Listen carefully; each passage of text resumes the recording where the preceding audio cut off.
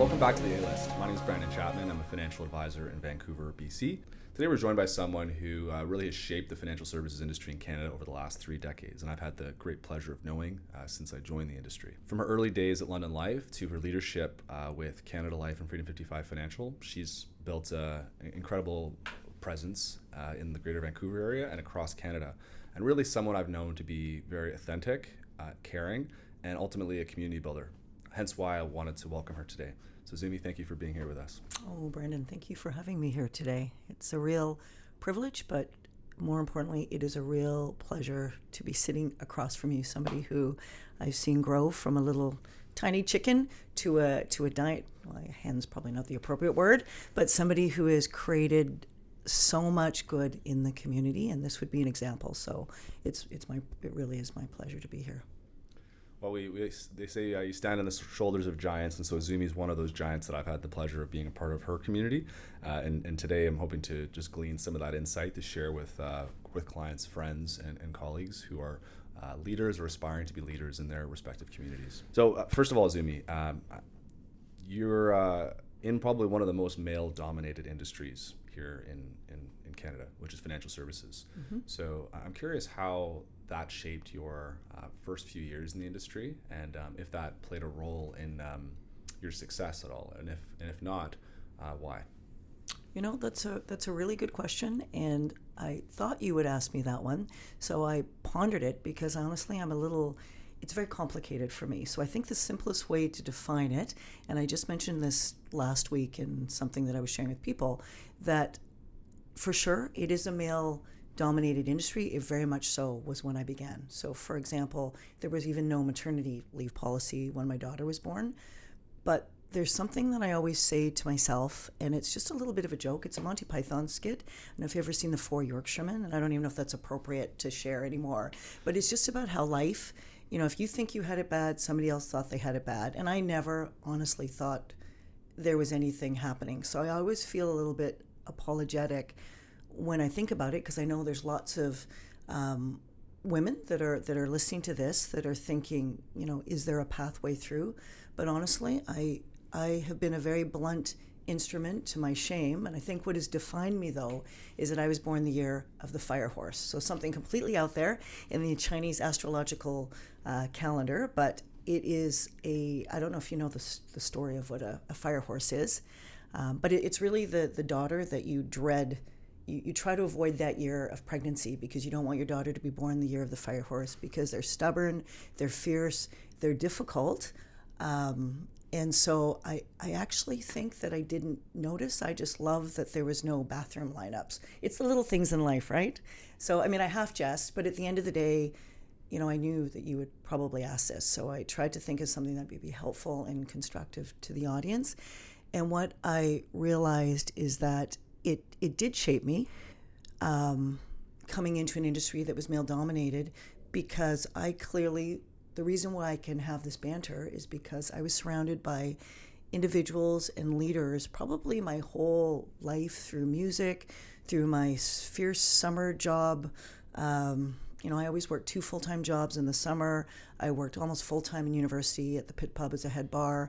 But every one of the people that I worked with, I believe that they cherished me for who I was and my unique abilities, and gender was never put on there. I was, typically in male-dominated environments, but most of them were performance-based. They were meritocracies, and this business was no different. So was it me? I don't think so. Yes, I was blunt and I was a fire horse and just didn't notice a lot of things. But what I do believe is I've been surrounded by extraordinary people who have cultivated and created space for me to be able to give that unique piece. And they would often say it's a very eccentric piece. So, as an example, if you came into the bar, student pub, very heavy drinking at that time, back in my day. And my big thing was that if you came on and you worked a night that I was head bar, we would be done when the bar closed 30 minutes later. So in my experience working as a young bartender in the Pit Pub, in the beginning, we'd end up, being there till 2:30, 3 o'clock in the morning. So when it was my head bar shift, and that's probably where I learned some of the really key takeaways, ironically, about leadership, and that leading by example, it's about removing barriers to success. I probably spent my whole time as a head bar doing little bits of everybody's job so that they could do what they did best. So if a waiter was really great in the floor, I would bus, and then people, would say, they're not bussing, how come they get to do that? But I would say, you know what, they're doing really great at what they do. I have time, I'm going to do this. I would do garbage. I would shut down the zoms, clean them. So if you're ordering a beer 15 minutes before close, you would have to suffer the indignity of probably being sprayed a little bit by water. But I had leaders who just went, oh, that's Izumi. It was a benefit to them because everybody knew at 1:30 we'd sit and have a beer and everything was done.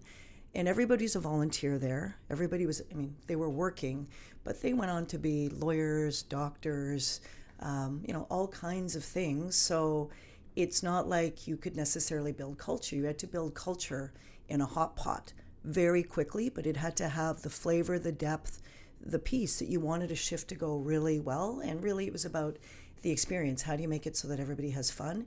And that includes the people you work with. So that carried on into this career in that I had a tremendous leader who once again cherished my eccentricities. So when he was, I went through my 42 interviews. Probably they were vetting very carefully, as they should. And what he said was, for example, do you have a car? So back then everybody did appointments in people's homes. It made perfect sense. And not having really a filter and not knowing, when he said that, it was a very innocent question. I said, I hate driving. What is this? Are we like taxi drivers? I thought it was a profession, that we were helping people with money. And he, without missing a beat, he goes, I hate driving too. And that was it. And then the next weekend, when I started, I just said, I'm going to do all my appointments in my office, which once again wasn't heard of. I wasn't trying to reinvent or be innovative. It just never occurred to me. I didn't understand, I didn't like driving, number one, but why wouldn't we do all the appointments in the office? So I just said, can I decorate? And so you have this wonderful, beautiful space and you know what it's like to sign your covenant for your lease. I said to them, is it okay if I just decorate a bit? They came in the next, over the course of the weekend, and I had painted my broom closet. Actually, it was a broom closet. I think they just shoved, it was the only space available. I painted it burgundy. It was small, so I put tile mirror up one side. I feel badly. They did not get their damage deposit back. But Mark, once again, never said, oh, why did you do that? He just went, oh, I that's okay. And so it might seem like I was indulged, but really it was not. They just appreciated initiative. And I think that they understood that in order to create a diverse space where there was lots of different people giving advice, that wouldn't have been their motivation at the time. Me being female, I was the right person for the role because I really wanted to run and own my own business. So sorry, Izumi, what role did you start and then how did that evolve? Financial advisor. My apologies. Yeah. I was hired at a university. And where was that? It was in Vancouver, and what you would know, Brandon, is Vancouver, Georgia, the original Vancouver, Georgia. And I was next door to one of your colleagues, Kirk Wakefield. He was my person who was that steady, and you know him as a human. So if you multiply him by everybody that was there, sure, I was surrounded by men, boys, however you define it, but they were all supported. We were all doing our own thing. And I think what it was whether deliberately or not, everybody created the space where I could be authentically me. And if you're productive, you accomplish it, you make a difference, you earn the right to keep moving in that way, with thought, with guidance. But I am so grateful to have found the people that I found so early in life who taught me all the way through, whether it was Mark or whether it was the Pit Pub, whether it was... Which Mark is this, right? Mark Neal. Mark Neal. So, yeah. And he was iconic in industry as well. But I think he listened, he cared, and he never judged. He was always there to guide. Good guide rails. We're running a business. There's a purpose and an end point, and there's process. But he really did. It was my business, so he allowed me to own it. And that was even at a time when we didn't really own our own business, if I had read the fine print. So once again, a little bit of a blunt instrument, but sometimes that's helpful. Certainly. And it's interesting, you're your experience, because you touched on a few things there. You touched first based on the leaders that you were able to be connected with early on in a male-dominated industry. I have noticed in this industry there are interesting personalities, obviously some boisterous ones, maybe some ego. However, your leadership style, as I've seen it, has been you're almost like a transistor between corporate requirements and then on-the-ground realities. And you do a really fantastic job of translating what are corporate decisions, but making them more reasonable so that folks under your care feel like they're under your care and they're not being directed from like a corporate entity. So how did you manage some of the egos that may have existed in our industry as you rose up as a leader? And how do you turn sort of corporate decisions into, I would say, a more real office experience among cordial friends? That's a really good question. If I was to find one of the roles of a leader, and once again, there are many great leaders out there, and I was actually in their story path. But what I learned from them was that as a leader, you set the narrative. Everybody needs to accomplish anything. It is not mutually exclusive what corporately needs to be accomplished and what might have been what I was responsible for in terms of creating results. But at the end of the day, my job was to remove barriers to success and to amplify the compelling part of the message to move it forward. There's a very fine line too. Like I find that, if one was cynical, they could say it was spin. Spin doesn't work, right? Spin is very shallow. It lives on the surface. It dies. What it was to take the time, and it did. I've been through many iterations of the organization. We zig and we zag, but what I've always understood as a fundamental truth, and it was set deep inside me in the very beginning of my career, is certainly in our industry, clients really are at the center of everything. So despite how things can radically change, and leaders always change. We live in a culture too right now where it's return to shareholders. We hear that all the time, but once again, if you're a product or service industry, the client is at the center of everything. And so I do think that, I'll talk about my team in particular. My job was to keep them safe, to get us to where we're going to. We always wanted to see the advisors we worked with be extremely successful, to innovate in the industry, to make a difference. That never changed through every single iteration. And somebody, could they say to me, well, that's not actually profitable? Like nobody really could. So it was always a little bit of a dance.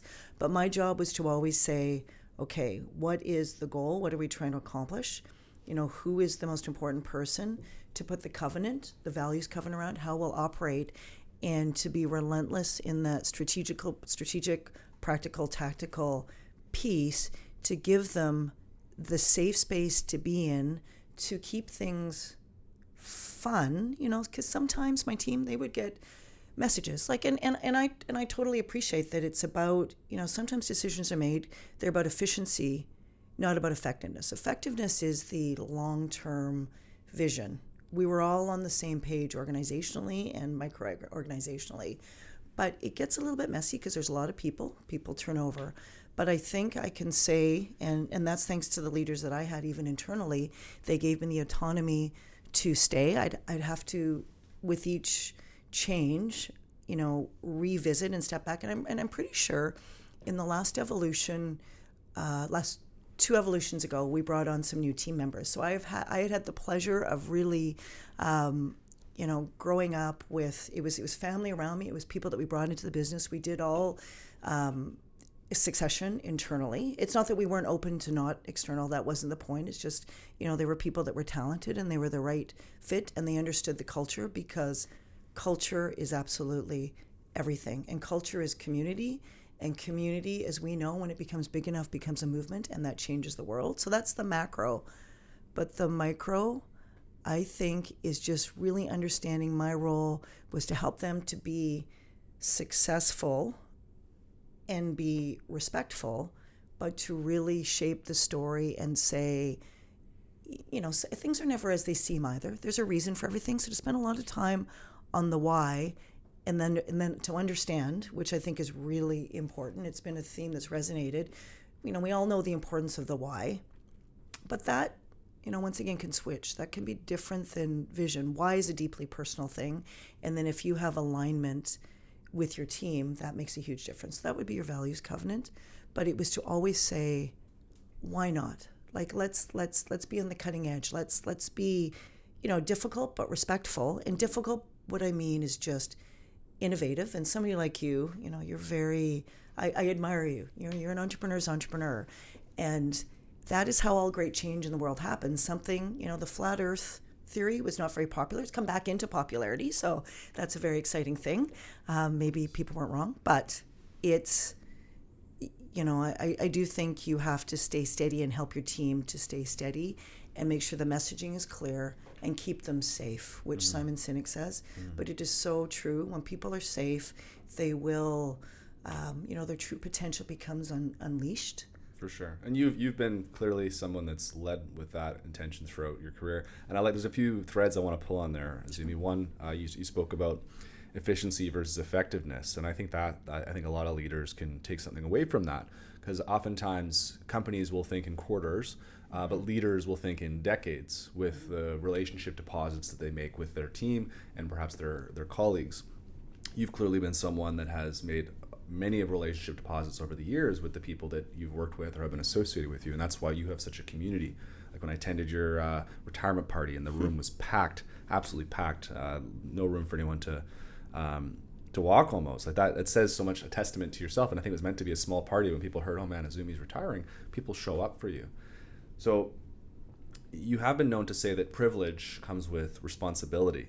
And how would you say that mantra has played out in your career, in particular how you lead with your team members and then of course the advisors that they have supported? Yeah, privilege. I mean, I didn't mean to take that from Spider-Man, but it's a very good, I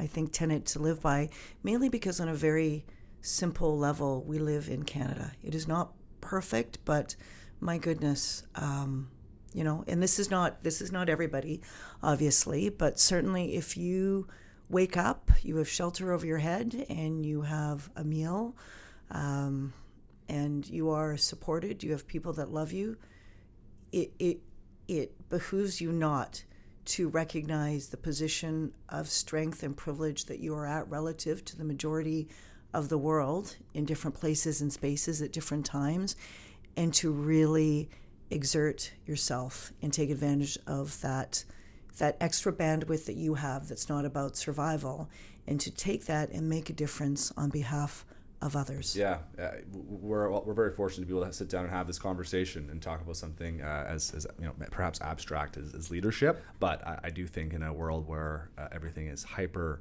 sensationalized online, people are looking for authentic leaders who care and who care about their success. So you've been that in my life and many others in sort of the financial advisor community. Yeah. But now as you're through all these rebrands and changes, how has your, I guess, upbringing before you got into the industry influenced the type of leader that you became? And are there some people that you would like to attribute some of who Izumi is today that you can share? There is, when we talk about this industry, I'm assuming that's what you're talking about. We're not going to go back in time, that far back, because I'd be very far back in time. I would be curious, but whatever you're comfortable sharing. I think it began with my parents, and it surprises me because I was, my mother and father, like all parents, opposites attract. They're very different people. My mom, she has a certain intensity to her. I actually didn't read the room properly. So once again, sometimes it's good. I appreciate that we have access to all kinds of information. But it's important to access experiences, not information. It's important to access insight, not just information. And so, that's been a tenet. If you ask me a little bit about mentoring and those pieces, I'll talk to that. But somebody in our neighborhood got a piano. I was 9 years old, so very late, too late to be a Suzuki wonder child. It never occurred to me that my mom did music. She was a concert mistress of the Nine Mile Symphony for 25 years. She went to UCLA for music. I should have known she was fierce. She received the American Field Scholarship to attend university in the U.S. post-war, and she was a female there was many different things. There's many pieces to that story that tell a lot about who she is. So very innocently, my dad's very laid back. He grew up primarily in an internment camp in Gradewood. I'm third generation Japanese. My great grandfather immigrated here in 1908. So my dad didn't grow up really with music or fluffy, what he would call fluffy fancy, but he loved music and he loved to fall asleep to it. That was probably the extent of his music, but he was always very supportive. But he was a biologist, a salmon biologist, so he spent a lot of time away. So my mother was the primary caregiver for many years as my dad was working in that field where they'd be up in Babine Lake and for months at a time and then come home. My mom, I just said, I'd really like to play piano, but all I really liked was the mechanics, right? You press a key. I didn't like somebody had a piano, I just wanted one. I guess it'd be the equivalent of somebody saying, oh, somebody has a Nintendo, I'd like that Nintendo, right? If people even play Nintendo now. And she just said, sure, as long as you practice. And I went, sure. Yeah, of course, right? I didn't know that was 2 hours a day. Nobody gave me the memo. Made sense. She was a musician. My sister is actually a professional musician. Never occurred to me, but, she never said you need to do a musical instrument, you need to do this or that. She never exerted her will, but I chose that. And then there was a deal that said that when you get your ARCT, you can quit. So my whole life was a run. I loved performing. I just did not like practicing. And I think the difference between a musician, like a true musician like my sister, she likes performing, but she loves practicing. Like I was a terrible kid. I hope my mom's not listening, but I would literally, press a recording of me playing when they were gardening, and then I would sit on the couch, read a magazine, and I would play so they would hear me practicing. Like I call that my innovative state. It doesn't say much for my integrity as a child, but I love to perform. So the bottom line is you had to practice. So that would just be like a little 15-minute distraction if there was an opportunity. But the one thing that my parents made a deal with me, and it was mostly my mom, she said, you have to practice 2 hours a day. But if you get that done, then you're done for the day. So what I would do later on in my teen years, and I was practicing 5 hours before a competition, but the 2 hours I could manage. So on a Thursday night, I would practice from 6 to 8 o'clock, which makes sense. And then I would get up at 12 and practice till 2. And if I was a parent, I don't think I would be very happy that the piano's clanking. They never said anything. They never complained. That was my practicing for the Friday, and then I would go out all night, right? Because I'd practice for the next day, because it's a bit of a barrier when you have to come home from school. You can't hang out with your friends. How old were you here, Izumi? There I'd probably be about 15, 16. Okay. But my parents, they always honored what they said. They did what they said. I don't know if it was even that conscious for them. Maybe they just never even heard me practice. I don't know. But I look back and it reminds me of that piece of deliver on your promises, right? Like it's very important. Sometimes it's difficult, but that is the most important thing, because that is brand, that is consistency. And certainly in leadership, it is the most important thing, because people can know how they can count on you. And then, further around that, you learn to operationalize it and to put processes and systems in place so that once again, the baseline, the table stakes things are taken care of, so you can actually focus on the people, the relationships, and delivering on your promises. So that was very beginning. I learned that a word was a word, and that's kind of, what Mark said. You can paint your office. He never came in and said, what did you do, right? Not at all. Nothing. As a matter of fact, at my retirement party, I think he talked about that, and he was just smiling. He just thought it was funny. And, I think that funniness, that humor too, when people are in a safe place, you can find humor even when there's danger or challenge. And if you're together because you've cultivated like-minded people, they're headed in the same direction, and as a leader, you keep the compass safe, and you find out ways to, to see everybody's unique fit. At that time, when you asked me about, that leader who might have cultivated something a little bit different, back then we would call it, I think, diversity, but it was not. I know it was not intentional. What he was doing was just finding people. Mark was looking for people that were entrepreneurial, that wanted to make a difference, that were passionate, right? We always talk about his sparkle, and I was very blessed that he saw that in me. I didn't have a pedigree that looked like I didn't graduate in commerce, which, was, in my mind, it was an Achilles. It was a barrier. Really, it turns out now it doesn't, it's about the learning, your ability to manage deductive reasoning. What did you study, Izumi? English literature. English lit, okay. Cool. Yeah. But, in the end, life is about communication, so that was really great. But that was a very long-winded way around your question. But I think that I did learn, and Mark would have been in those people, and Noel, who has lived a life unimagined. He was an individual before... For the audience, Noel... Oh, Noel Villard was the regional director at the time I started. Mm-hmm. And Mark and Noel, they both qualified for the Ironman together. That was their team-building exercise. So you can kind of read in a little bit to... their discipline, their drive, their goal, the business side of it, the accountability. But as humans, they were extraordinary. And so Noel, when I guess this was many years in, and the organization sent him to counseling, but they would not. He was so productive that they were trying to help to understand him, because he would be up at 4:00 in the morning calling head office, leaving messages, because he was very much an early bird, went to bed early, but he was so passionate about what he did, so passionate that he actually moved up to Whistler. So this was before we had flexible days. He was the regional director of a very traditional office, but he worked in the office Monday through Thursday, and on Friday through to Sunday, that was family time for him. But nobody worked as hard as Noel, and anybody around us, we all knew that, we wanted Noel to be up there.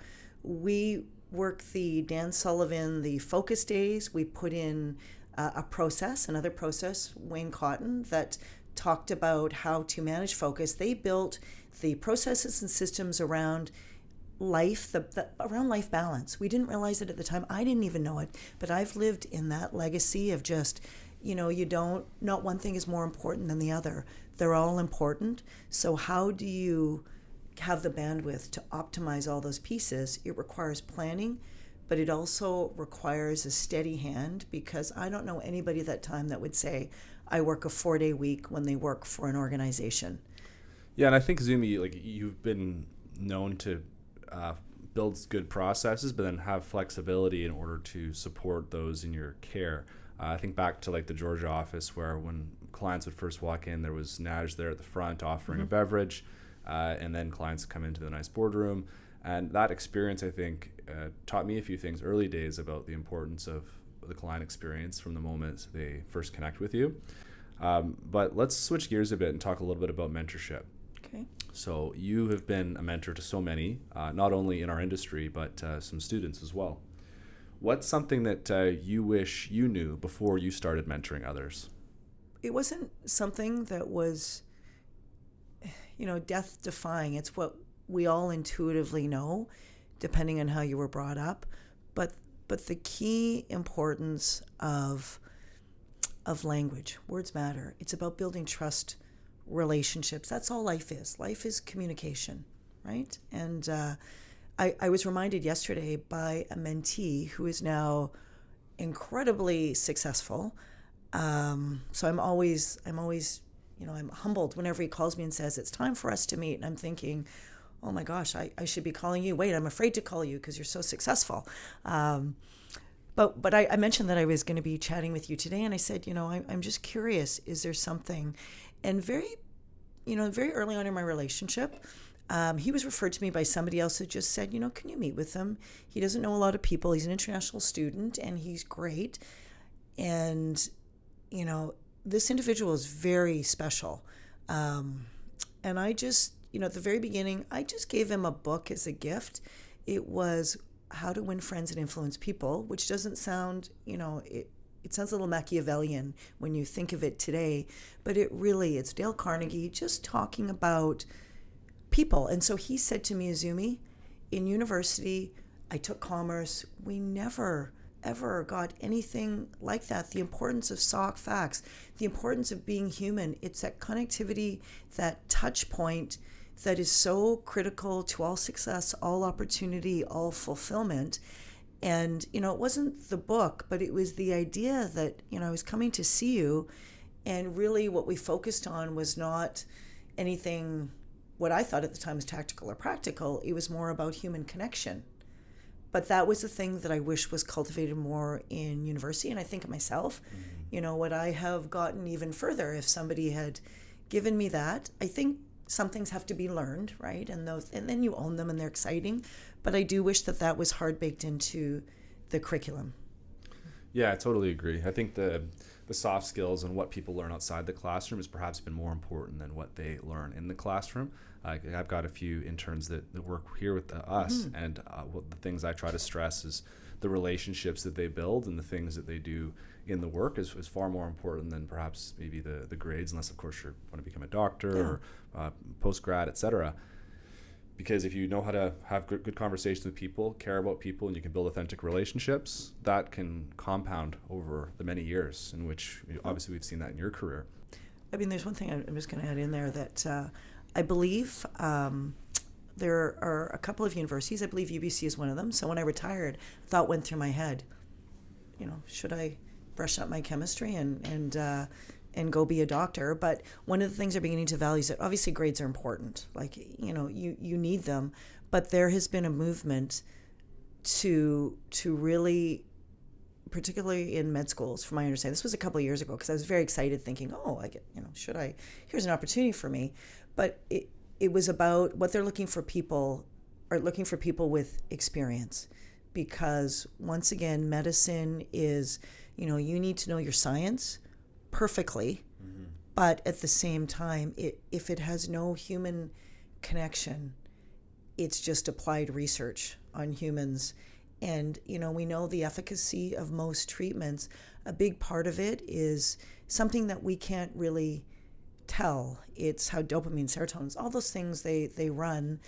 And a good doctor who is reassuring, those are the happy stories that people actually have really positive recoveries, or even when they don't, they're given thoughtful pause. It's the kindness, right? That's the... Well, and you've led with kindness throughout your career, right? People will forget what you said, but they won't forget how you made them feel. And I think most people who have interacted with you over the years have felt that Izumi cares and she's thoughtful, and you have that emotional intelligence with every interaction that you have. And that, I think, is something that most people who are listening could really apply to their own leadership capability. Now, you have been mentoring students from BCIT as well as UBC for decades. What are some things that you've learned from your mentees over the years? I've learned so much. Like it's extraordinary, particularly when people have very fresh minds. So maybe I should have used a better euphemism, was I had a fresh mind versus I was a blunt instrument. But it's to be open to the world, right? And today, through the internet, through travel, through ability to experience many different things, if somebody has that heart, and I've had some extraordinary mentees, and what has made them all that way is that they're courageous, they're passionate, and they move quickly through the world. They're very agile, so it's almost like it allows me to sit, because they bring so much to me through their experiences, even though their timeline is short. And all I really do is I have the opportunity to be introspective and frame and help them to be able to translate that experience into something tangible that's like on a rock climbing wall. It's your next hold. Totally. Yeah. Like I think of like on my side, Eileen coming into the industry, she was able to get some support from Greg Taylor and John Panago before she eventually joined our firm, and being able to have that ground level set after having her experience with Advisor Flow really helped put her in a really good place. But even now, she sees things from a different perspective. So when we're working on a joint client, I'm teaching her things and she's teaching me, but ultimately we get to a better outcome, provided that both sides are, I think, open-minded and respectful. Yeah.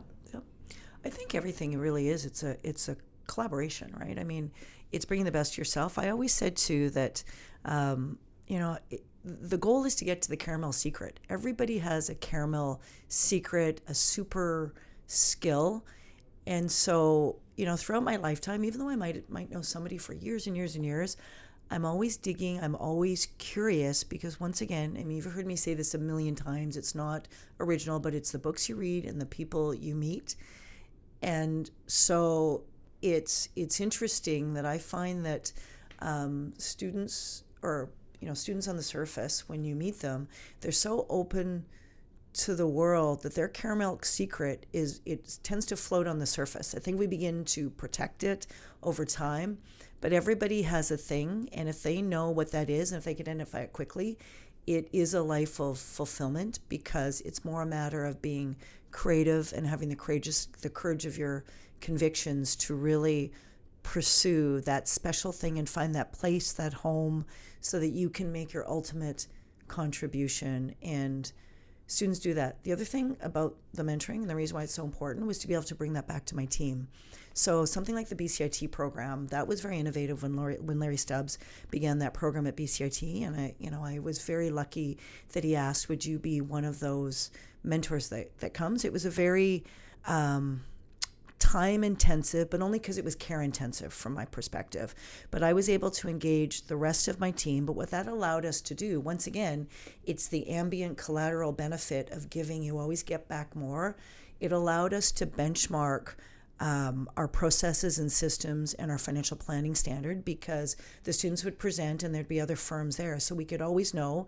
It's one thing to develop your training in isolation, but how do you know? You don't want to experiment. So that was, not only was it giving back, it was leading by example. It was engaging and creating fulfillment, because once again, in my team, it's the caramel secret. We had people with very unique talents that if they were hired for their role, what they did once they were on the team didn't meet the job description. Mm-hmm. And I think that's very important. So as a result, you have to have lots of different projects and things that are all tied to the same epicenter, but allow people to show different parts of their talent, their care. And so it was a win-win on so many levels. But for me personally, I have learned so much from my mentees, and coming into retirement, like making that decision to cross over, what I've realized is that you never lose relationships, and as long as you're curious. I'm always worried that my brain, like I'm going to stale date, and eventually I won't have a question to ask.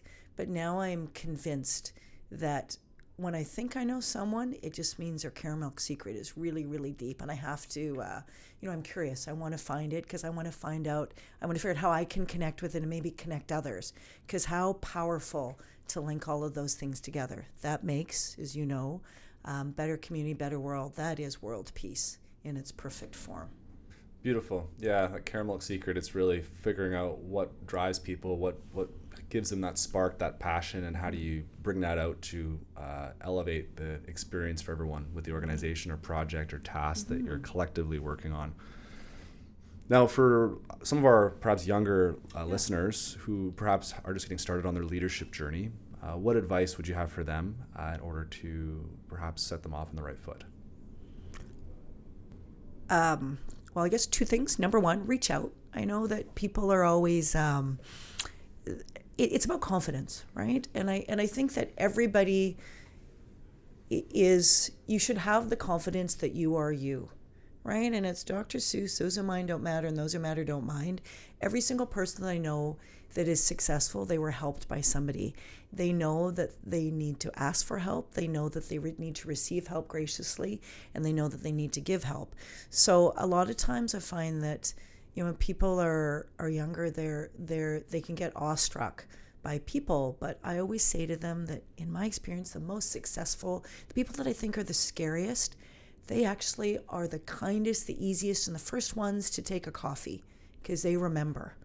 Right? So, and that is, communication is 85% visual. So once again, if your person that you're reaching out to is halfway around the world, of course, I love that technology makes that easy. But if it's at all possible, it even says something about you. Your mentor is in Mexico City.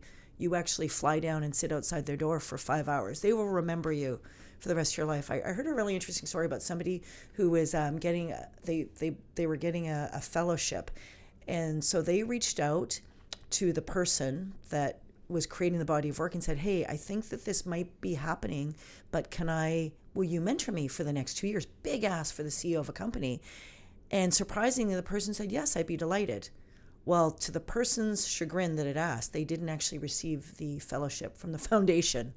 And they called rather sheepishly and said, I'm really sorry. And right away, without skipping a beat, that CEO said, well, that's unfortunate, but that's okay. We'll still do this. So I think it's to remember that good people are good people, and to never be afraid, because that's how you're going to learn and grow. That's how you connect. It's not about, you hear about you need to network. Yes, you do, but that you need to connect with people, right? It's very important. I say that to my daughter all the time. I force her to connect. She's a natural connector, but even, she just said to me the other day, because I was introducing her to somebody that really I just liked, that had been introduced to me by somebody else because people know they can refer me to people, and I will just meet them to just learn. And inevitably, there is some piece of connectivity there that I can reach into that is helpful to somebody else. So if nothing else, I want to have that, want to have that in my compendium. She said, well, Mom, it's easy for you to do that. And my daughter is a very accomplished individual.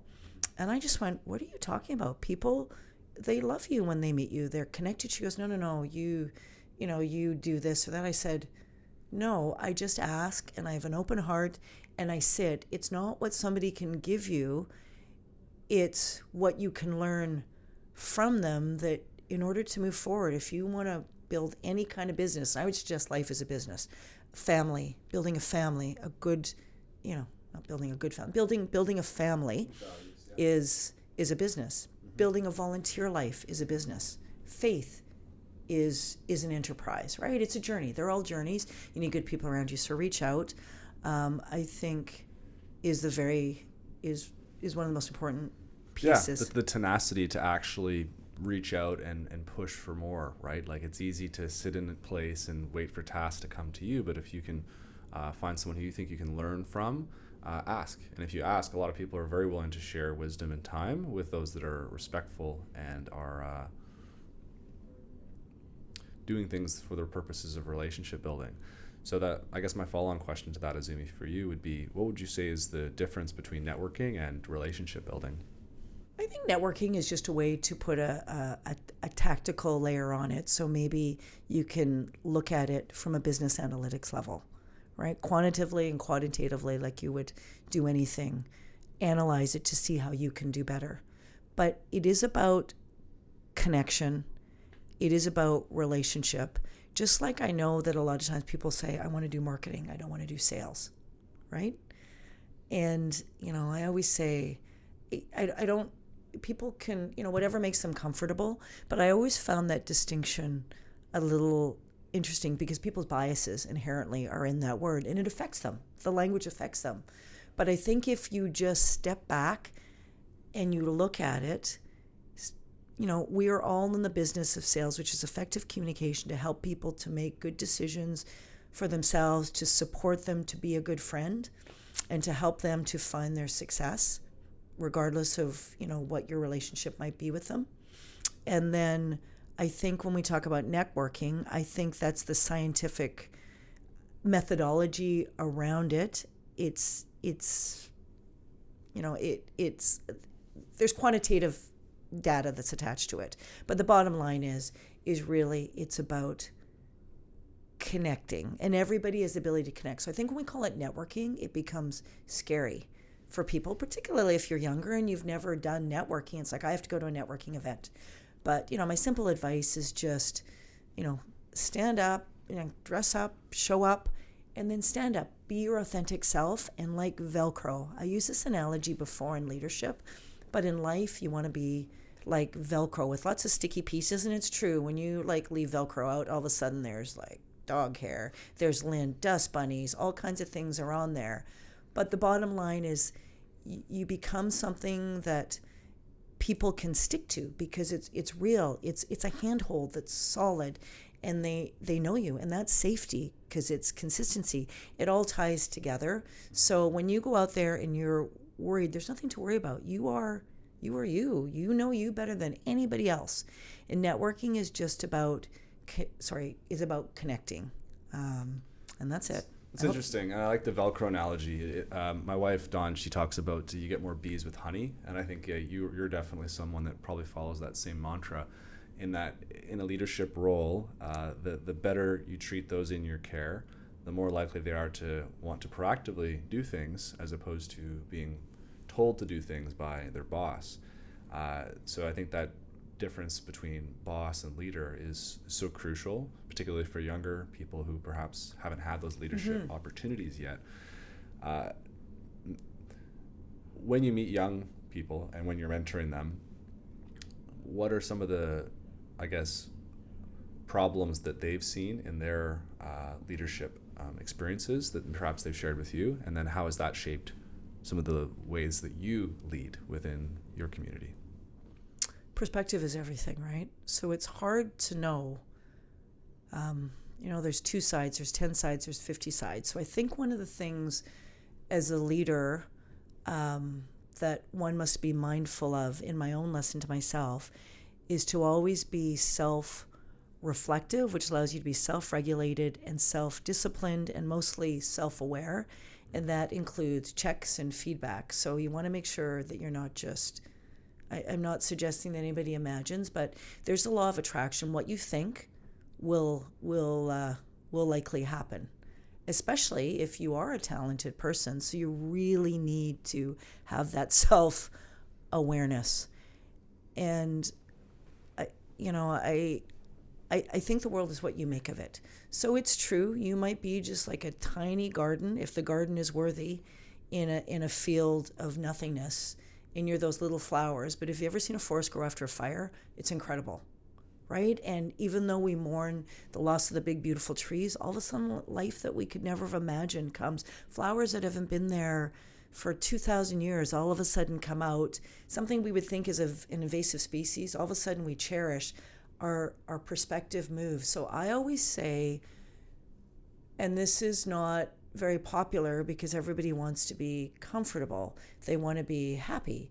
But there's a saying, and it's like the Monty Python skit, I relish the harsh conditions. And I know that with that comes humor. So, the worse it is, the more I go, I'm determined to because you're going to get through everything. Because once again, we live in a world where the final outcome, if you're loved, you're probably still going home on Friday saying, I had a really tough week. And then somebody says, okay, we'll sit down and have dinner, right? Like we don't fall very far. So therefore we need to do research. We need to be self-aware when we make that. Now, what you need to do is to control what you can control, because that's all you can do.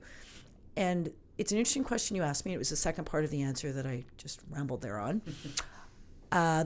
The past New Year's, I did something, and it'll be a tradition. So we just actually sent out our new note to the Tiki Cats, it's a group of very successful 26-year-olds, and my daughter's at the center of it.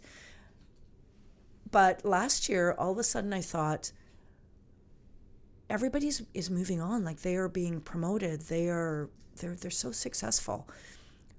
But I realize I'm going to be around them for the next 50 years. So it's not that I'm right or wrong. So I would always say to my team, just because you read a book doesn't mean that what they're saying is right. The point is that it's a dialogue. So I always encourage people, the thing you control is reading. It's that piece. It's that reaching out and getting support to make sure that you're really seeing it correctly and that somebody can give you feedback that's real so you can know how to position yourself to move forward. But what we did was I assigned a book, because I just said, are you coming to dinner? And they said yes. And I said, it's Trust and Inspire, it's Stephen Covey. And I'm pretty sure half of them didn't believe it was happening. And then they realized it was. And on New Year's Day, if you're in Waikiki Beach, you could see a whole pile of people reading books. And then if you went to Roy's for dinner, New Year's, everybody's celebrating. We have tons of wine. We're having fun. But we have a book club going on. So I think that it's because what I realized was that people can be successful. There's many different definitions. There's many different leadership styles as well. You need different leaders for different times. But the fundamentals, the core part of it, and I'm a Covey person, I'm a Max Dupree person. So I just thought if they're going to be successful, I need to at least bring in this thought leadership so we can discuss it. so that later on down the road, somebody doesn't say to me, and they're super, super successful by whatever definition, I did it this way, and I do it by, like, it's that efficient leadership, not that effective leadership. We downsized, we're profitable. Our return was really great because we just laid off a whole pile of people, and it's okay. We help them. We have, I can't bear that conversation when I could have made a difference. So what that goes back to is I realize that some of them have really great leaders around them. Some of them don't. It doesn't really matter. What we need to do is to talk about all the good things, move them forward, and to share the hardships and the challenges like you might be feeling at work within the context of the book, so that we can stretch out stratum capability, because life is very long. And once again, I think that people want immediate gratification, immediate fix, immediate, and I get that. We live in a world that's like that. And if you were born in the age of Amazon, you're used to wanting something and you can get it the next day. If I wanted to eat from the comfort of your own home. Yeah, so I get that. It's nobody, it makes sense that life should work at that speed. But, if you're young and you've come into the workforce, you learn very quickly that, it doesn't quite work at the speed. And it can be very frustrating. So that's where the self-check is really important too. But it's also important to push out your timeline. So I would always say, to people coming into our career, they would say, well, I'm going to just try it for a year. And I would say, don't bother. Totally, right? Yeah. Don't bother, because if you can't push out your ability to see out at least 10 years, you're going to get tumbled by the waves and not come back up.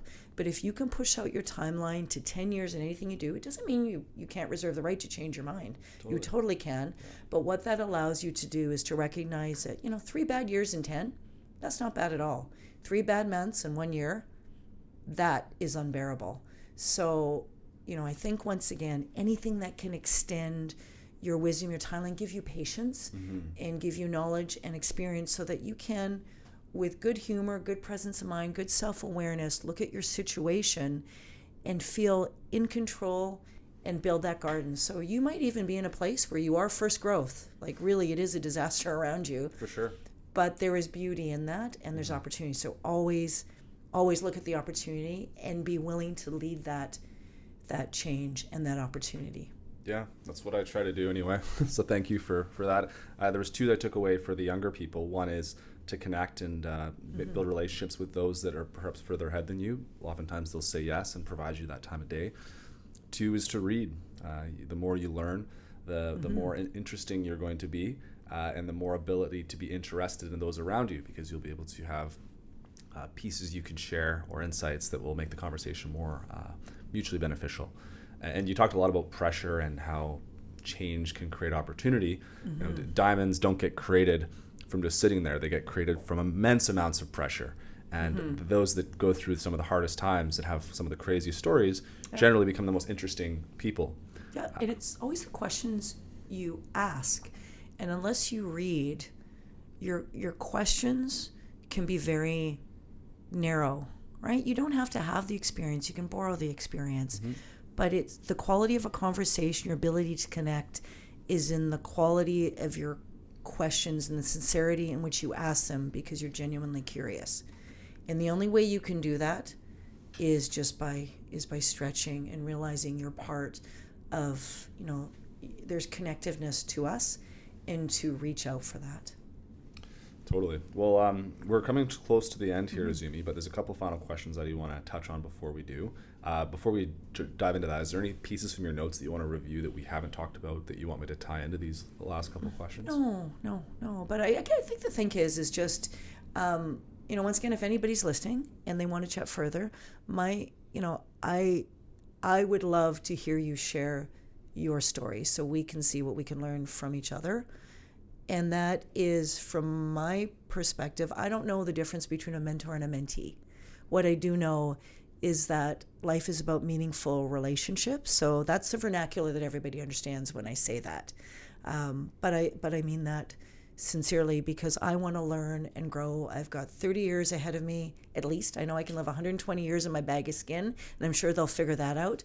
And I'm okay being a brain in a box. I can do that. But in order to do that, it's that constant, how do I keep how do I keep learning? How do I keep growing? How do I make a difference? Because there's a saying that, if your tomorrow is the same as today and you're okay with it because you do nothing different, why do you need tomorrow?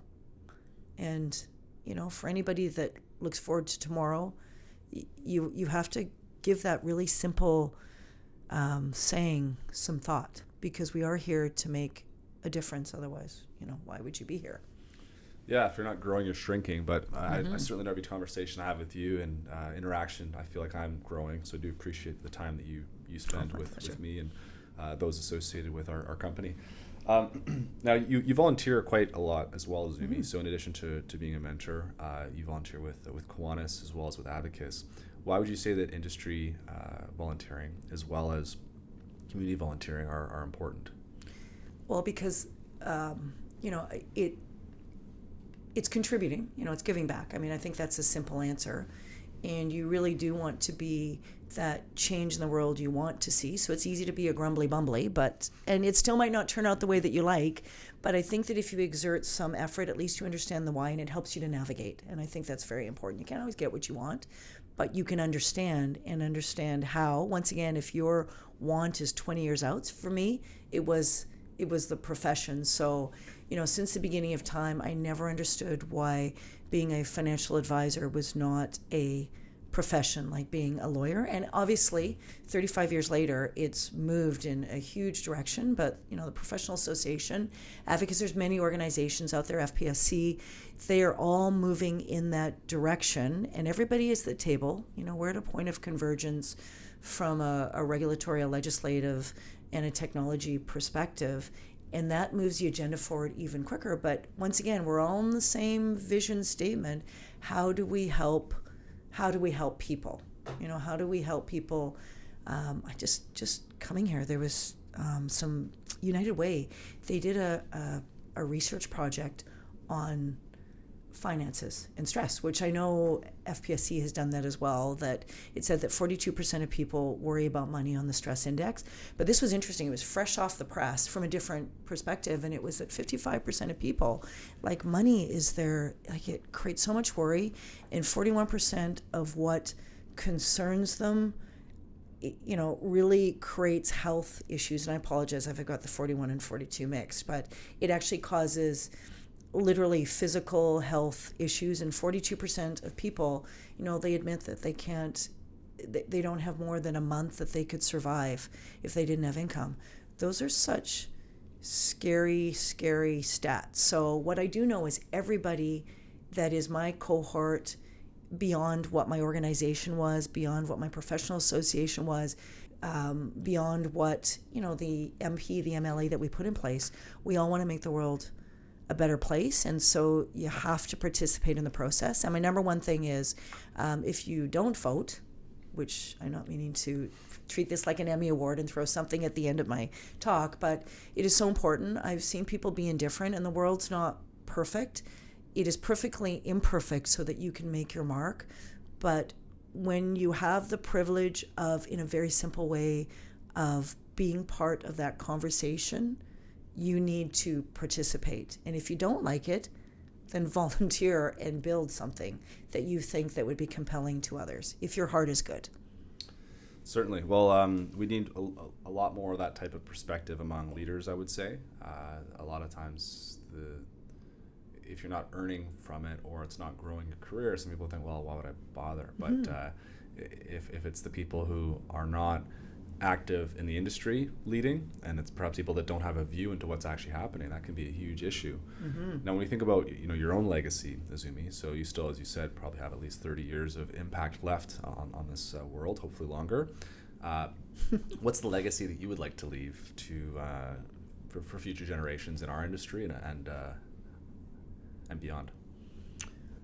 I think it's just legacy is a big word, and I haven't earned it yet, and it might happen tomorrow. So just as a funny thing, I was thinking at my retirement party, people have to say nice things about you, and when you die, people have to say nice things about you. So I'm actually putting together a list. It's my little fun project right now of adjectives that people can't use. So they have to use behavioral examples that show that I led by example. So you can't say she had integrity or she cared. So that way it forces me to really be impactful through my actions, because I know that it could actually be a very quiet funeral, which would be very depressing. And I don't want it to be depressing. But, when we talk about legacy, that's what I think about. But, legacy is also when you're living. Legacy is when you're working. That's the brand of who you are. It's a thing that people can consistently depend on, that leaves a mark, and it's a ripple point. So for me, I would like to believe that, anybody that's come in contact with me knows that I really do cherish their uniqueness, and I'm always awed by potential. And so I would like to think that I have built relationships and taken the time to identify and to help people to find their space, to find their voice, and to do that for others, which many people have done before. It's not unique to me, but in my own way. People sometimes say, you're kind of crazy. I can't do that. That's not my potential. But I think it's to challenge people. And I think, a few minutes ago we were talking about potential and trust relationships. The reason why trust relationships are important, it's because you can also have the difficult conversations. It's not for when things are going well. It's because you really care. You want to have influence and opportunity. People still choose, but to really be genuinely helpful and to genuinely care, to not be fair weather. And not to do what it takes to be fair weather, or to move like Teflon so quickly and not like Velcro, right? That it's like, oh, it's done and I've got a whole new thing that's happening, so it's not even relevant. Like, everything comes full circle. And so legacy is something that I watch all the time, and I know that I'm always perfectly imperfect, and I've said to everybody around me and to my team, they'll laugh if they're listening to this, or to my previous team, that I always say, we strive for perfectly imperfect, because then we cannot be replaced by AI. We're kind of that weird thing that they turn upside down going, I just don't understand this thing. We can't make it perfect.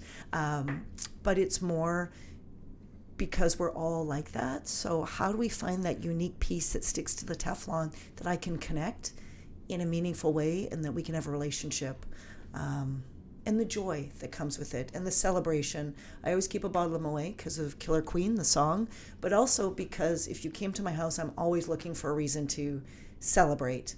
But you can't do that unless you know what is important to people, or how significant things that might seem insignificant are in their path, that is a long path.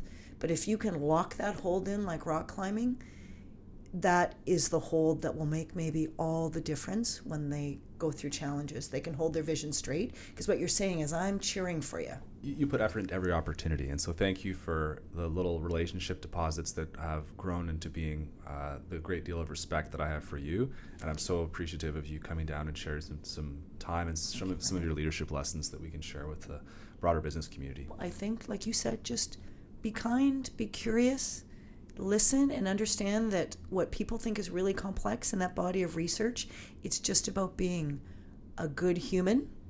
And then if we put a business lens over it, obviously, when you have that opportunity to be a good human and you have influence and the opportunity to shape people, that comes with tremendous responsibility. And not everybody, it's to be a manager. I think there's books. You could even just follow the roles and responsibilities, and nobody would fault you. But to be a leader is everybody's responsibility. You become a leader, you know it when you're a parent. You're a leader when you do a volunteer thing. The ultimate way is to be the ultimate volunteer, and just be open-minded and always looking for ways to make a difference. And that requires that curiosity and that kindness. Well, Izumi, thank you for being curious and kind and sharing your time with us today. If you enjoyed today's episode, please be sure to like or share it with someone who would benefit from the information. Izumi, thank you so much for being here with us today. Thank you.